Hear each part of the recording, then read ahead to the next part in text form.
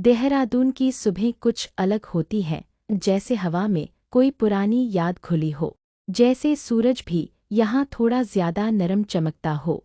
अक्टूबर की यह सुबह भी वैसी ही थी, गर्म, कोजी और बिल्कुल शांत।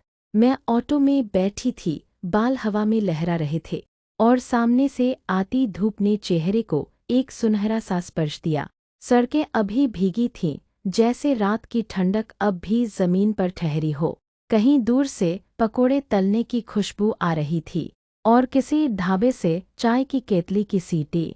देहरादून की सड़कों पर सुबह सुबह चलना, सच में जैसे किसी पुराने गीत की धुन में खो जाना।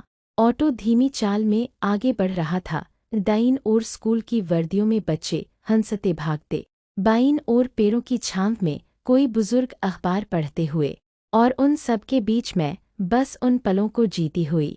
कभी कभी हवा में एक हल्की ठंडक महसूस होती है जो गालों को छूकर जाती है और मन कहता है, हाँ, जिंदगी यही है, इसी पल में।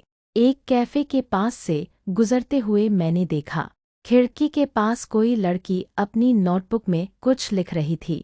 शायद वह भी मेरी तरह अपनी सुबह को शब्दों में बांध रही थी। देहरादून में वक्त धीमे चलता है, जैसे यहाँ की घड़ियाँ भी आराम से सांस लेती हों। यह शहर जल्दबाज नहीं है, यह ठहरता है, मुस्कुराता है और हर छोटी चीज में खूबसूरती ढूंढ लेता है। कोई ऑटो ड्राइवर जब बिना बोले मुस्कुरा देता है, कोई दुकानदार जब कह देता है चाय गर्म है, धीरे धीरे पीना, तो समझ आता है कि हैप्पीनेस कोई बड़ी चीज नहीं, बस लोगों का ये छोटा सा अपनापन ही असली सुकून है।